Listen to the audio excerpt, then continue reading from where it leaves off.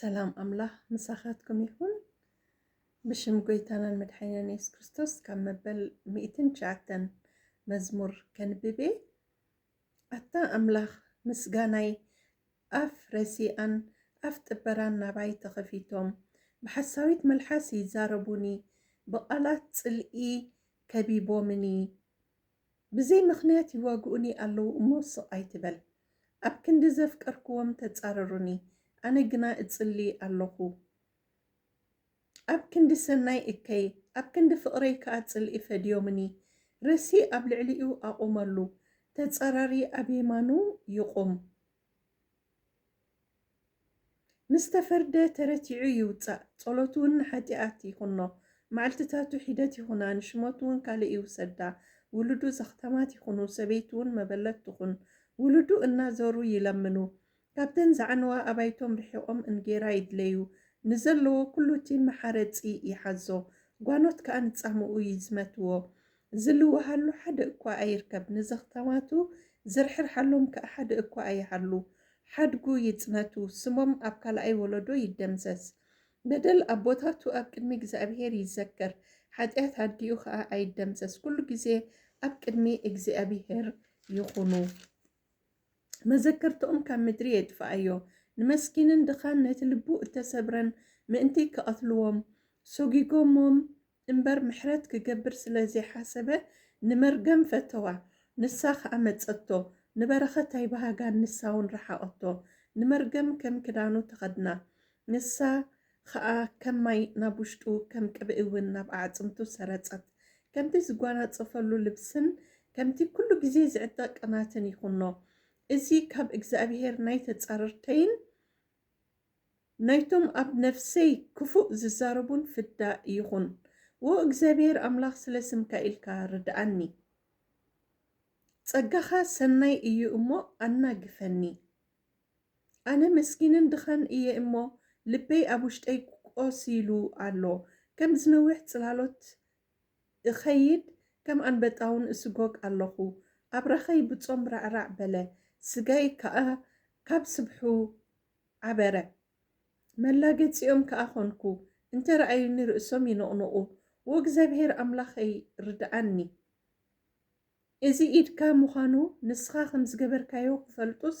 ወእግዚአብሔር ብመጠን ጸጋኻ ኣናግፈኒ ንሳቶም ይረግሙ ንስኻ ግና መረቕ እንተተንስኡ ክሓፍሩ እዮም ባሪኻ ግና ክሕጎስ እዩ ተጻረርተይ ውርደት ይከደኑ ንነውሮም ከዓ ከም ነጸላ ይወንዘፍዎ ካብቶም ንነፍሱ ዝኹንንዋ ከድሕኖስ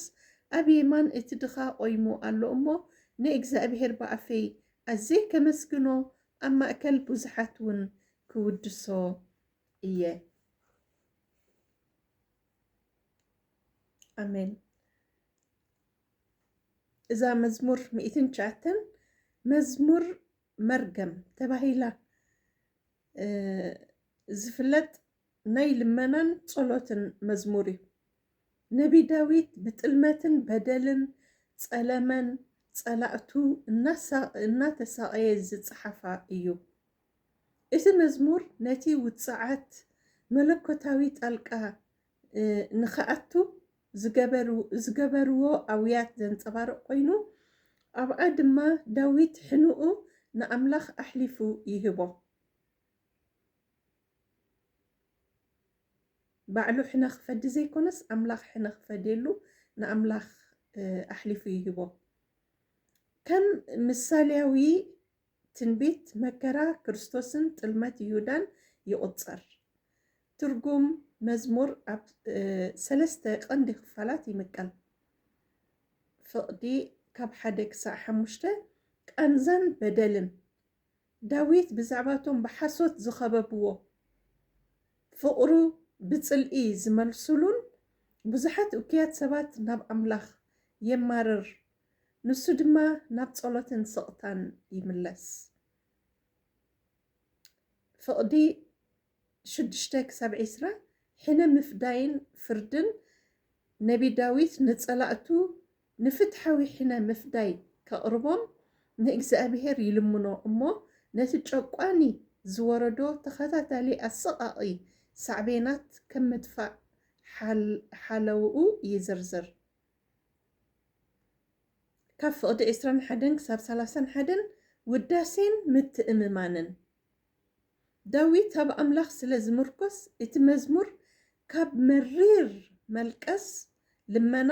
ናብ ውዳሴን ምትእምማንን ይሰጋገር ከምቲ ዳዊት ኣብ ምሕረት ኣምላኽ ዝውከል እግዚኣብሔር ካብ መሳፍንቲ ከናግፎ ኣብ የማን ናይቲ መከራ ደው ኢሉ ከም ዘሎ ፈሊጡ ብክርስቲያናዊ ኣረኣእያ እዚ መዝሙር እዚ ይሁዳ ኣስቆሮታዊ ንኢየሱስ ክርስቶስ ዝጠለመሉ ትንቢት ኮይኑ እዩ ዝረአ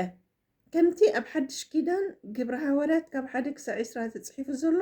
ብዕምቀት ክድህስስ እንተደሊኻ ሙሉእ ጽሑፍ ናይቲ መዝሙር ምግምጋም ምስ ክሕደት ይሁዳ ዝተኣሳሰሩ ጥቕስታት ብዝርዝር ምግላጽ ነቲ መዝሙር ምስ ካልኦት ብዛዕባ መከራ ክርስቶስ ዝዛረቡ መዝሙራት እውን የነጻጽር። እግዚአብሔር ስምካ ዝተባረኸ ይኹን። ዝኾነ ነገር ክፉእ ይኹን ፍቕርና ብጽልኢ ክምልሱልና ከለዉ ከምዚ ነቢ ዳዊት ዝገበሮ ብስቕታን ብጸሎትን ናብ ኣምላኽ ብምቕራብን ሕነ ኣብ ባዕልና ክንፈዲ ዘይኮነስ ነቲ ፈዳይ ሕነ ንዕኡ ንኣምላኽ ክንገድፈሉ ይምህረና ማለት እዩ። እግዚአብሔር ካብ ኩሉ ክፉእ ዘበለ ይሰውረና። መዓልትና ይባርኽ። ጥዑም ወረ ንሰምዓሉ መዓልቲ ይግበረና። ንቃላት እግዚአብሔር ክንተጋሃሉ ከም ቃላቱ ከም ሕጉ ክንመላለስ እግዚአብሔር ኣምላኽ ይርዳአና። ብሽም ኢየሱስ ክርስቶስ ተባረኹ። ኢየሱስ ክርስቶስ ጎይታ እዩ። አሜን ሃሌሉያ። ክብሪ ንስምካ ይኹን።